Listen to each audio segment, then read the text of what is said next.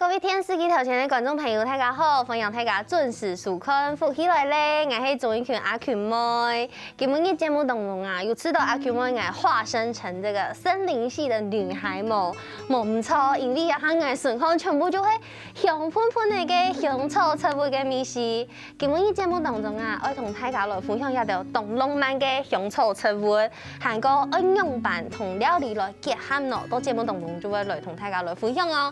细细个先来分享节目里度有请到的来宾是丰珠农研的小丰珠，大家分享。嗨，斯莫尼，大家好，我是来自于桃园大园区的青农萧丰洲，我主要种植东南亚系列香草跟欧洲系列香草。阿婆你好，我上电视了，我快要被你笑死，真的是董一晴的这个青农有没有？还有一种阿婆打招呼，嗨阿婆你好，我是阿群妹，呀丰珠跟客家话的青农老给搞回来哦，谢谢，尽量教。对，谢谢你，现在会听不会讲是。对，唔讲好分享你丰珠泰国来到节目当中来同大家分享其中嘅一条香草植物。但是其实一开始你们唔係单槍種一條香草植物，其實你們種過很多東西嘛，對不對？对，其实还有像西瓜跟一些冬季蔬菜。对。那只是因为这些产量比较少，所以主要就是以香草作为推广这样子。我觉得蛮特别的，因为一般你可能就會種我們所謂的跟糧食還有相關嘅一條作物，它唔會種一條像是。你按住一盤肉，可能像有一滴滴的这个迷迭香，所以我就懂上一啲，你一開始係用版上一講二來種愛用嘅迷迭香。哦，因为一开始其实我只是想说我自己很喜欢烤肉，那在田里烤肉非常的方便，对，那所以说我接下来我就是要种植迷迭香的苗，但是我就在网络上有人就跟我接洽说，他要我种大量的，然后会跟我收购，可是当采收的时候那个人就消失了，所以我就变成走上推广之路这样。我想说你要走上不归路，没有，你是走上推广之路，是。但是你当时有点听懂太量跟迷迭香，你还没有跟人家收定金。哎，是对，因为就是一种信任嘛，我们信任关系，对。但实际上东西还是在我这嘛，所以就我觉得还可以。所以其他就唔坚持咧，你就想办法要把手上要袋迷迭香，而老给卖枪。对。试了很多方法。对，其实它是有一个因缘际会，就是当时我本来是要以西瓜为主要推广项目，可是有一次雨季，西瓜就一个大雨期间就全部淹掉了，对，那我田里就只剩下迷迭香，那当时那个感谢桃园市政府，就是他推荐我到那个桃园市政府跟桃园市农会推荐我到那个台北市希望广场。那我就带着我的迷迭香，就一根10块这样子卖。哇！是，然后结果那个卖出佳绩啊，那就非常就觉得这个东西是值得推广的，大家其实是喜欢这个东西，是有商机的。是。对，而且你看，泰港其实都很向往这样子香喷喷的植物，不用豆腐卡，你单枪宽讲，而且它算是好种的香草了吗？它其实因为它是温带气候作物，所以它其实在台湾是非常害怕那个6、7、8月的夏天，大家应该通常死掉都是这个时间啊哈。我死了很多盆啊。是，对，所以我就是以农夫的立场来指导各位，就是我们来去把它种活。比如说夏天太热，我们就帮它做个遮阴啊，那水分的管理就要调整一下，对，我觉得有一些细节我就会教大家是。除了呀，迷迭香有一些的难种以外啦，其他的动作、体防动作优点都是非常吸引人的。怎么说？听说它可以驱虫，对不对？哎，对，就是有展售的时候，客人就会问我说：“哎，迷迭香种迷迭香是不是可以赶蚊子？”但是我就会回客人说：“对，蚊子不叮迷迭香，但是会叮旁边的我们。对，除非我们把它做成精油，或者是把它抹在身上。”所以，迄个爱摘呀，也袂按用手都省通，按用是可以稍微驱蚊的。是，那这可能这部位蚊子就绕过，然后就叮起来就有可能要鬼神那种手啊这样走的。对，我们就尽量手，因为它天然的东西，然后都可以使用。所以它是一个可以驱虫的一种植物，但是因为是农产品，它含黑波油呀害虫，对不对？偏虫害呀的。对，还是有，因为迷迭香它主要的病虫害的话，它就是有红蜘蛛，还有那个刺贝壳介虫，那其实它都是会吃它的那个汁液，然后就会造成蜘蛛有伤口，然后就可能染病，然后就死掉这样子。是，但是主要在台湾死掉的就可能因为大家都种盆栽，所以可能是干死，不然就是水太多淹死。是，还是种植方面的这个问题。是，所以反而是病虫害就对我的农场来说，因为我是用近乎野生栽培的方式，对，就会不用肥料的，就是用少量的肥料的情况下，让它的植株的植化数发挥到最大。虽然说长势可能慢别人很多倍，但是实际上它的香气是最浓郁的。故说本你慢慢的上，改个米稀会比较浓缩，对不对？就是浓缩的概念。然后这个观念是来自于桃园农改场的老师，那当时就听到他课程在解释说，他就讲了一句话说，基本上生技公司跟农民契作的话，他们会在条文里面会标明注记写说肥料的使用量不能超量，那就是为了让它里面有效成分是最大化。然后并且是关西农会也是他们在收购仙草是会去测里面的胶质成分，含量越高收购价越高。对，那基于这2个论述，我就来去实际实行，那效果都是达到不错的。目前只要是餐厅主厨来农场，他们尝的味道就会非常惊艳的表情，说怎么有那么香的香草植物在台湾是。难怪你刚刚那丁洋样旁完完全全就是被包围在这个味道里面。谢。对，所以说你按用中单枪有这个小盆的，还有按胎头给这是一棵树吧？对，因为迷迭香它本身是接近灌木丛的概念，所以它其实如果把它种在土里，然后生长空间够大的话，它其实是可以长到人的半腰的大概这种高度。故说要按胎头，你会落到田土红去采收，应该也蛮辛苦的吧？不会，因为每次采收，我是因为就是节目的关系，所以我就采高一点，大家好看一点。整颗的。是。但基本上我们采收的话，就是会采收植株的10公分的高度，因为那是最嫩的部分。那这个餐厅主厨也比较好料理。对，那基本上规格就是这样。姑说，你先从没有这个准备好10公分的这个迷迭香的植株，从太高了施发明哈，一般用呀迷迭香做料理给时间，用完了用呀，要不一批一批用完了摘下来呢，像这个丰州大哥来表演一下。好的，就是我们现在这个植株呢，已经大约是10公分左右的宽度。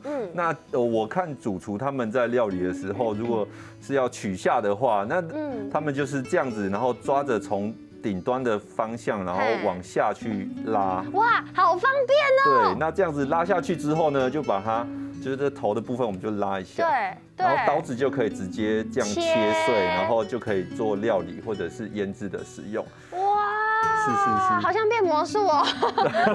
是，就比较方便。对，因为按用就做得几条就做得捞起来下来。不过你看到10公分就已经这么多了。其实一般做料理来讲，如果你这么多，不用到1分肉底度，那个味道会很可怕。对，基本上那个有测试过，就是基本上1克牛排的那个分量大概会是1公分左右的。1克牛排，对，就是1份牛排。1份牛排，而不是1克。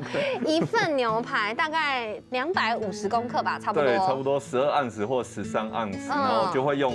就是料理好之后的部分，那就会用1公分的迷迭香切碎，然后混盐巴。这么少，然后香味就已经非常的香，这样子。对，它只要加超过的话呢，那变2公分，它苦味就会，它原本的草本的苦味就会跑出来。对，欧洲系列香草比较多是取它的香气，而不是像我们中式的是有味道。是，对。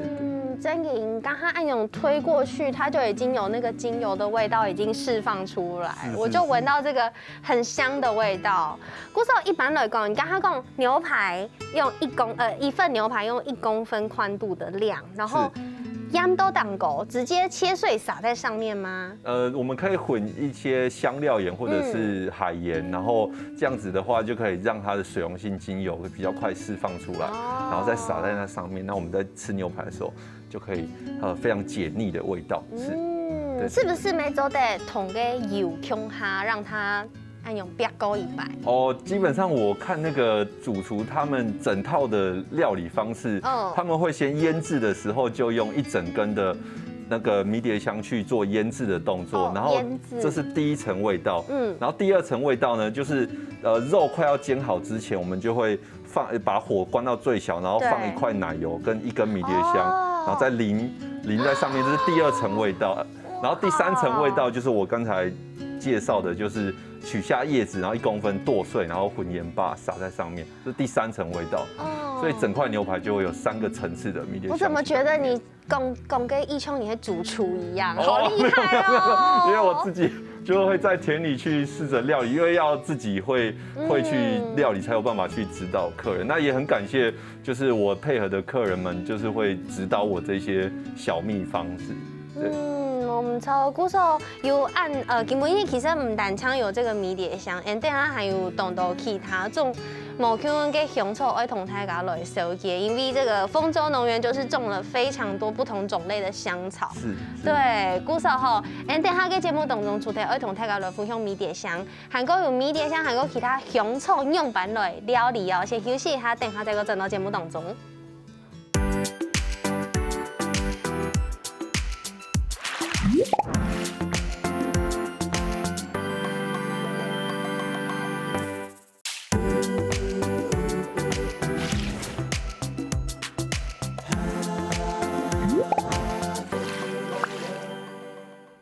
好，分享大家又转到福喜来咧，我係做一圈阿權妹，我記得我係同細嘅時間有一部嘅非常時常啲嘅喝所謂的香草茶。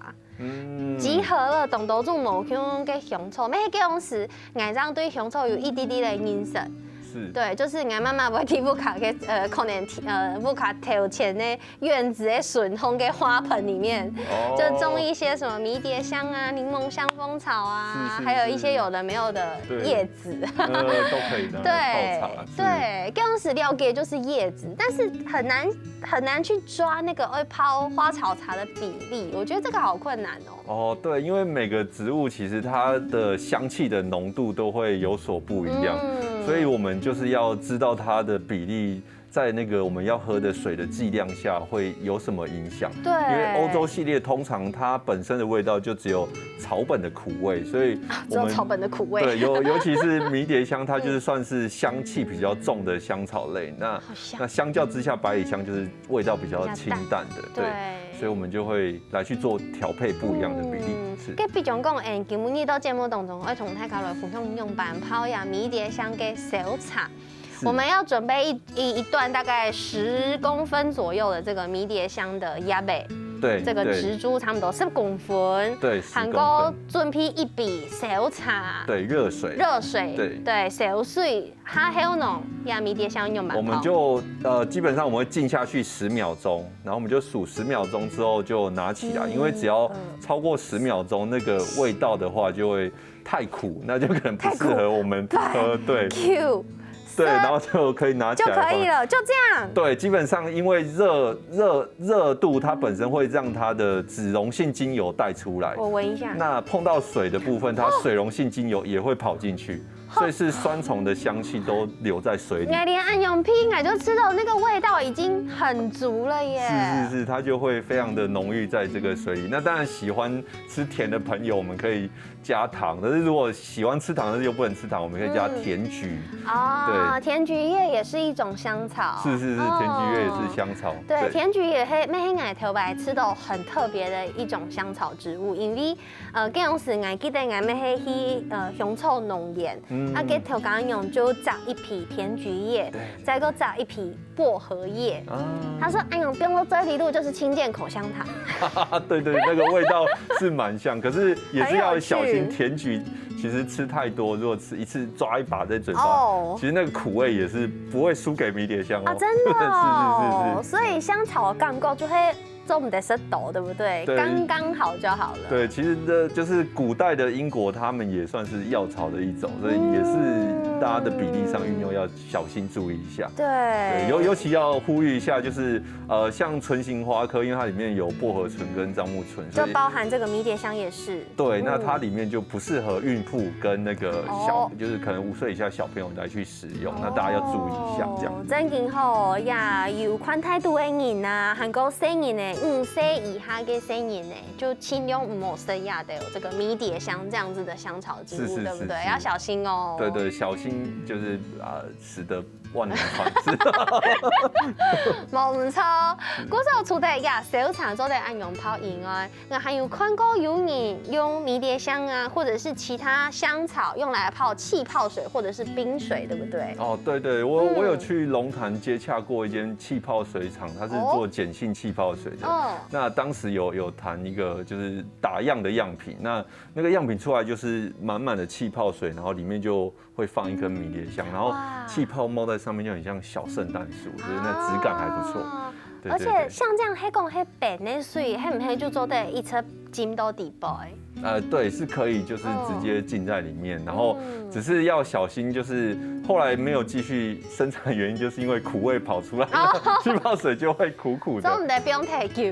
对。可能做烘一笔水啊，稍微2点钟、3点钟，可能可以。对，也许这样可以。那实际上还有另外一个配方，就是除了开水之外，我们可以煮红茶。那红茶的时候，我们就放迷迭香，一样是10秒钟，拿起来之后，我们就滴几滴柠檬汁，然后再放一个薄荷叶，那其实就是非常好的饮品，就是对于迷迭香来说，对，它是蛮适合迷迭香的一个特殊饮品。除了呀迷迭香做得直接上的按用来使用以外，今日做得来做一道加工，来做其他的东西哦，比如讲晒枣嘛，对不对？对。晒干的迷迭香做得用。晒干的话，迷迭香因为它的水分是比较少的，所以那用的剂量它就不能以新鲜的剂量来去用。比如说我们刚才讲的牛排，那我们是用1公分的用量，那可能干燥的话，那就是可能要用更少。对，那它就是可以更耐保存。那它的香气的话，就会少了一个草本的味道。那有的人会喜欢那个草本的味道，有人会不喜欢。所以就依到个人的使用跟料理的需求来。不是，你要都有卖那种新鲜草本的，没有卖干燥的。对，干燥的，对。然后另外还有在开发那个香料盐跟纯露。对，香料盐好棒哦，就是结合在里面，而且你的香料盐很绿哎。对，所以我没有看过这么绿的香料盐。对，因为就是因为自己本身生产的啦，所以就是不惜重本，因为这个比例是我自己喜欢吃烤肉嘛，那这个比例是我觉得搭配烤肉那个是最解腻的，基本上可以任何肉类、鸡、猪、鱼跟海鲜虾都可以用。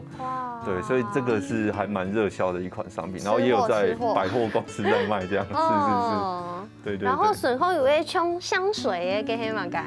这个是纯露啊，那基本上就是会希望客人就是来我农场，然后来体验一下怎么来做纯露，然后也可以做定制的动作。那这个纯露的话，它可以就是我们那是客人来教我的，他们就会把它取代化妆水，然后来去喷。对，那当然有什么功效，大家就可能要自行去那个搜寻一下，就是效果还不错。对。除了按用来做，因为糖果要做的来做点心，来做饼干。是，对，因为那个有客人反映说，就是他不知道怎么料理，而且没有吃的习惯，所以我后来就是研发了这个饼干，就是它也是因缘际会，就是有一个那个澳洲蓝带的主厨，那他是英国人。然后他就教我说，这是他妈妈以前用迷迭香做的饼干的配方。那我就用这个配方来做了饼干。一开始是想说让他试吃，然后买迷迭香枝条回家自己做。可是大家好像都不做呢，就是叫我做，所以我后来就开始有在贩售，还有加做哈夹。对，那我就做了，但是目前就是那个是产季限量的，因为我的立志是要当农夫，我不知道当烘焙师傅。对，所以我的时间有限啊，所以我就会每年可能比较浓咸的时候，我就会在我的粉专去发布。我好好奇哦，那饼干是咸的还是甜的啊？它是主料是甜的，但是又带一点咸，因为有加粉红盐盐，所以有点咸甜。然后是它的名称是叫做英国古酥饼，就是英国酥饼啊。哦。对，那当然吃起来就是酥酥脆脆。完蛋了，好想吃哦。对，然后可以配牛奶或者是迷迭香草茶这样。哦，很棒。古时候就像按用迷迭香，就有按到种某腔用嘅做法嘞。给韩康姆斯讲出的迷迭香，我们今天还要跟大家分享非常多不同的香草。哦，是。对，比如说有讲到欧系的香草跟东南亚系的香草，你想要先从哪一个系开始介绍？哦，我们先从欧洲系列好了。欧洲系列跟迷迭香同系的。是。那我们现在目前这边看到的就是有这个鼠尾草，然后还有柠檬香蜂草，还有百里香，然后还有那个 Oregon 叫做奥勒冈。对，那目前我的田里主要有种植这些香草。因为像是鼠尾草，很常我们听到精油类的会有鼠尾草的精油，在很多的香氛蜡烛、香氛精油、香氛巴拉巴拉的都有鼠尾草这个味道。对，但是实际上它拿来料理的味道也是很棒的。真的，因为当时我在种的时候，我也觉得，它怎么有一种就是草味，然后不是很舒服。然后我讲一下，我同他有分享一下，刚刚一开始 PS 姐，我真的觉得它有一点点像狐臭的味道。哦，对啦，就是接近那个味道比较浓啦，是。我很老实同太高来分享，但是你说它可以用来做食物、做料理。对，就是基本上我吃到真的很好吃的，就是有日本料理，他们是把它做成天妇罗。然后就这样吃起来酥酥脆脆，然后它加温之后，它的香气是变成一种非常温暖的香气。就是把它炸过之后，对，它就直接高温低温中低温去炸这样子，然后那个味道是很舒服的。然后西餐的部分我吃到真的很好吃，就是鼠尾草奶油培根意大利面。这个感觉我可以自己做。是，它做法也非常简单，就是基本上植物油先下，然后再下鼠尾草，然后再放培根，跟爆香的概念一样。对，爆香。然后可是要中小火。量呢？量的话，基本上一克那个意大利面的话，我们基本上就是用2片到1片左右。一份面2片。对，它的味道其实就非常之浓郁的，然后会带一点烟熏的香气。所以欧系的香草不能用太多。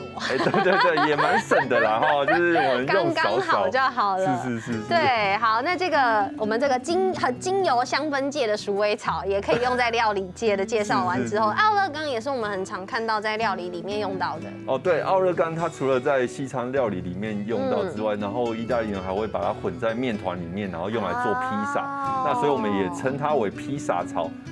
对，有好香哦。对，它是一个很舒服的味道，然后想象一下它跟面团一起放在嘴巴是非常美味的，还有大蒜之类的。对，然后还有百里香，那些董家的牛排里面会看到的香料。哦，对，百里香的话，因为它的枝叶比较细小，所以基本上也可以拿来做腌制的部分，跟我们的咸猪肉来去做搭配，其实也会多一份层次的味道。因为我觉得它有一点点微微接近柠檬。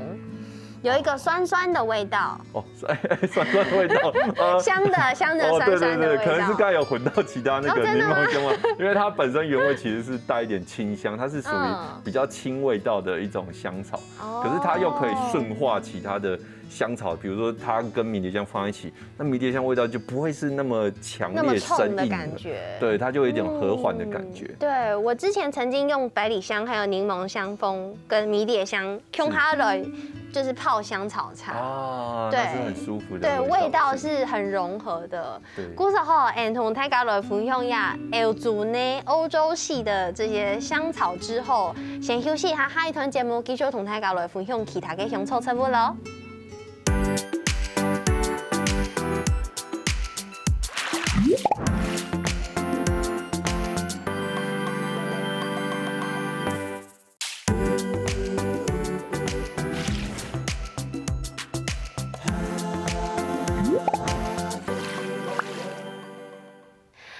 大家又轉到福喜來咧，我係總英權阿權妹。今日嘅節目當中，我同大家來分享呀，豐州泰國佢啲桃園種嘅呀的香草植物。剛剛出台有同大家分享這個歐洲系的，包含迷迭香在裡面以外，還會來同大家來分享，東人可能懂好比較像我就是瘋狂愛好者。東南亞系列的，因為應該本身青好色泰國菜，那泰國菜也都有香草成分，相對來講，咩係它唔熟悉的，比較陌生的，對不對？所以今日就來搶給這個豐州大哥來同大家來紹介一下。好，謝謝。那基本上那個歐洲泰式系列，就是我們東南亞系列的香草非常之多種。那我種的只是目前大家台灣比較少會去接觸到的。那我們現在現場有帶來的就是那個。我們先講這個好了，這個叫做泰式檸檬葉。泰式檸檬葉。對，那就是大家如果有吃過東央貢，就是泰式酸魚湯的話，那其實它就會放一片在裡面。那一鍋魚湯用一片，它的香味就是非常之濃郁的。對，那基本上我們如果要來去聞它的味道的話，我們會把它取在手上，那我們就會用手掌大力的去拍它。對，然後把它細胞壁就是用空氣把它震破之後，好像濕濕的耶。對，然後就聞聞看它的味道就整個大爆發，那就是料理之後的味道，就是我們可以在手上模擬看看這樣。哦，真的耶！是。而且檸檬葉很像塑膠哎。對，它的那個蠟質比較厚一點。懂剛有啊，很硬對。所以這個泰式檸檬葉按用。泡椰哈以後就有按鈕給米奇，就是做呀冬陰功的這個料理的材料，對不對？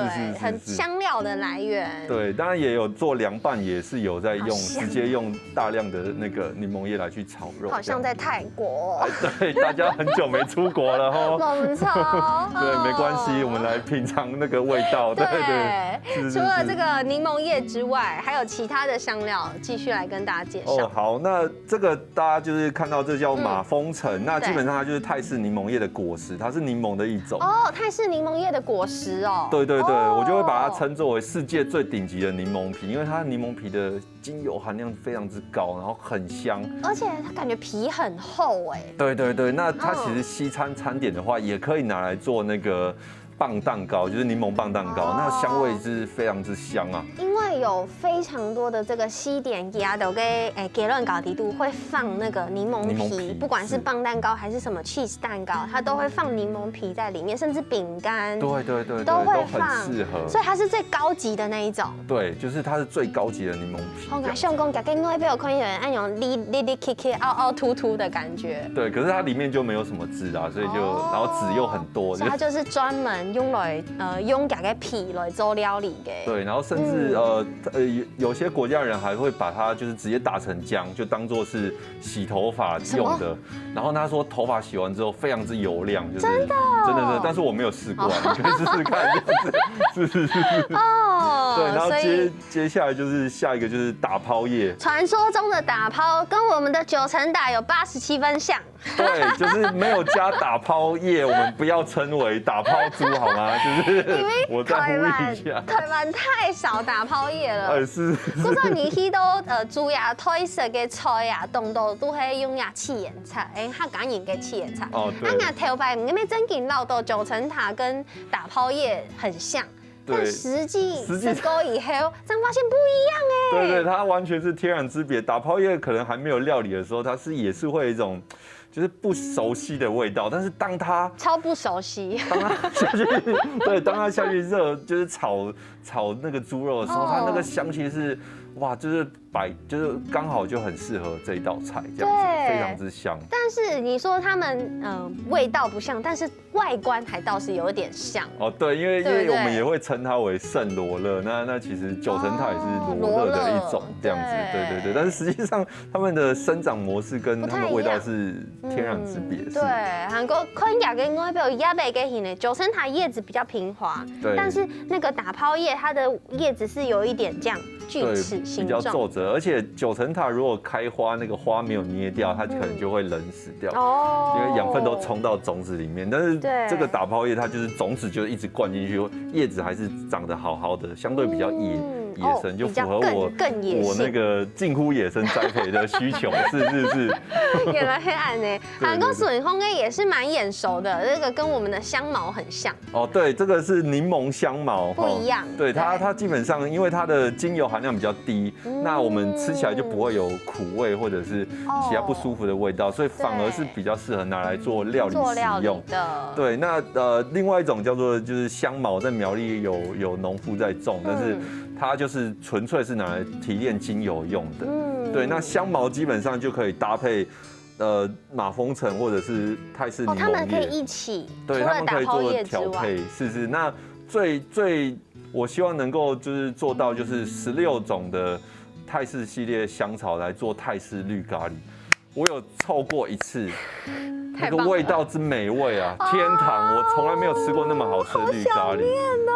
对，就是很道地。我也不知道说原来泰式绿咖喱要加这16种的香料，然后才可以真的才称作泰式绿咖喱。有吃到香草真的是懂神奇的东西吗？对，虽然它用量少，但是就是当它提出那个味道的层次就不一样了。对，真的要大家吃吃看才知道。对，我觉得今天节目当中就会用那些吃货在对谈，有点没有在管观众在干嘛。对不起，阿婆我还在认真上节目。对，就是2个吃货在分享料理，所以吃货今日节目当中嘅呼吸一米咯，要来同大家继续分享生了也的香草车味，要怎么跟肉类来搭配，这么多种香草，到底怎么样配才是黄金组合呢？哦，就是我们先把它拆开来看的话，就是比如说迷迭香，那它可能就比较接近于百搭，因为它味道本身是非常之解腻的，像那个法式纸包鱼，它也会放迷迭香，然后烤虾也可以放迷迭香，那鸡猪鱼有没有迷迭香烤鸡？然后我都在讲吃的，这样都可以耶。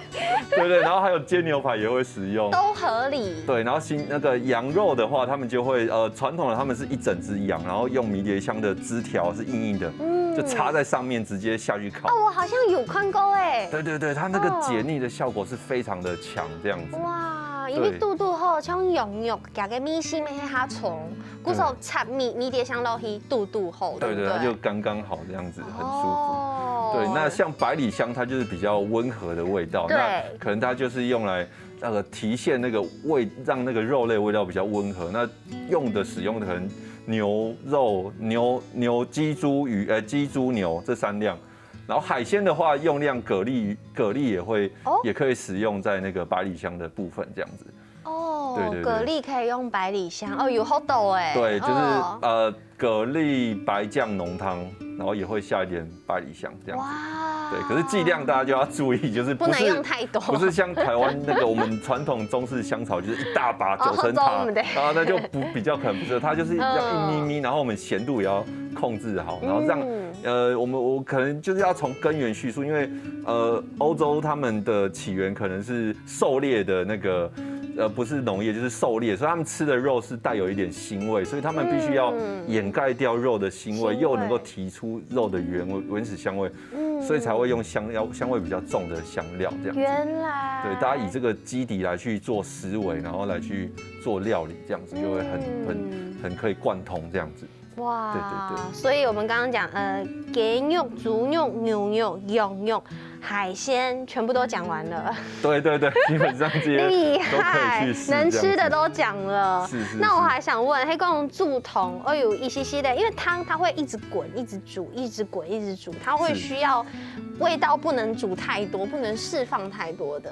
对，所以我们必须就是可能干燥的香草，我们就是汤煮到快要起锅的时候，或者是我们在中间去做调配。那欧洲系的香草它有一个小美感，就是你加越多，它味道其实是越顺化的。可是缺点就是它会没有特色。对，所以也不能太多，刚刚好就好。就看那个主厨想要呈现给客人的效果是什么。对，如果是一暖就好喝的汤，但是还是说迷迭香汤，就是看那个主厨的需求这样子。对。古故说其實也分做泰國唔單槍自家啲嘅農業東山忙以外，其實還會去到懂得好搞做食農教育，而且是自己去人家的學校，唔係泰家去到給個農業哦，是你自己出去哎。对对，这就要感谢那个桃園區大園農會，就是他們有試建會的部分，那他們就會負責去跟學校協調，如果學校有需求，然後又有土地的話，你還開那個鐵牛車是不是？哦，對對對，就是有那個是校長真的很熱情啊，他就說原本只是種大概3、4坪的大小，結果我們大概1個月內就種完，然後就校長非常之喜歡吶，對，那就說他要把那個原本要規劃那小朋友打高爾夫球的地方，全部變農田種蘿蔔。然後我既然他情意就是那麼熱情，我就情意相挺，我就把我的鐵牛車、貨車載過去，就開始在田裡打。那個很多石頭啊，整個一直彈來彈去，因為那個都沒有在耕種的田，所以。其實像安永跟食農教育對孩子來講非常的重要，因為他們可以了解食物是怎麼種出來的。唔但像安內到學校去推廣之外，還會去市集推廣，你要都給熊臭車播，然後還在市集教大家 DIY， 比如說我們現場的這個茶包也是可以教大家 DIY 的，對不對？哦，對，在那個台北誠品那個有做那個 DIY 的活動，對，那我們就是要怎麼做呢？對，首先我們先講一下這個茶包的名稱，就是初戀的滋味。這麼浪漫。因為迷迭香本身可以幫助記憶力，然後洛神花又酸酸甜甜，像極了愛情，所以我就稱之為那個初戀的滋味這樣子。那我該怎麼拿捏這個比例呢？基本上那個黃金比例就大概是4顆洛神花當做基底，對，因為4顆洛神花，根本也就到節目當中親密周本太嘎寬哦。是4顆洛神花，對，然後呢？然後之後呢，我們就可以搭配迷迭香，大概1小撮就好了，大概對，數大概5片葉子，然後我超過嘞，我這樣超過嘞。哇，那就可能會帶一點苦澀在你的愛情裡面哦。6片，好不好？有苦的人生才能凸顯甜。哦，沒問題，沒問題，可以。然後呢？然後基本上我們這樣就會裝成一個茶包，就這樣就好了。對，那基本上就是下一個茶包我們就換別的味道。如果曾經有就是跟東南亞有異國戀的話，我們就加一點香茅跟檸檬葉。對，所以其實有很多不同種的搭配，去市集都可以找到，對，就是豐州大哥就會搞太嘎來做，對不對？或者是我做好直接買也是可以的。沒黑做的啦。古時候應該想因為太嘎聽錯都好多動作，咩？謝謝豐州大哥來到節目中同太嘎來分享哦。謝謝。咩分享太嘎 FB 搜尋豐州農園，就坐在請到豐州大哥，謝謝豐州大哥，謝謝。謝謝主持人。咩什麼天司機頭前觀眾朋友嘅數款休息一下，來做運動咯。